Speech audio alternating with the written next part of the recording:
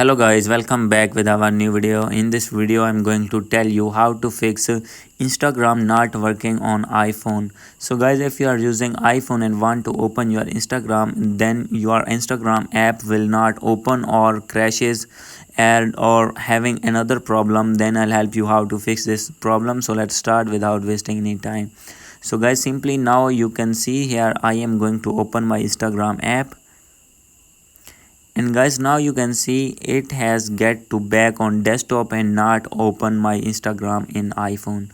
So guys, if you have this type of problem or any another problem, then I'll help you how to fix. So guys, simply you need to open your settings first and click on Wi-Fi and make sure that your Wi-Fi is proper connected with your iPhone. And guys, if already connected, then you need to click on Wi-Fi and click on forget this network. And guys, after this you need to reconnect it again with your iPhone, and after doing this you need to go back. And the second method is you need to update your Instagram. So guys, simply you need to open your app store, and guys, here you need to search Instagram. And guys, after searching your Instagram, then guys you need to open your Instagram and you can see here the option of update. So guys, simply you need to update your Instagram from here, and after doing update you need to go back. And guys, the third method is you need to open your settings in your iPhone, and guys click on general and click on iPhone storage. And guys, after this you need to scroll it down, click on Instagram and click on offload app and click on offload. And after doing offload, you need, guys, after doing this your problem will be fixed. So guys, now you can see I am going to open my Instagram app and checking that. So guys, now you can see my Instagram app is successfully open. So guys, after doing all the methods your problem will be fixed.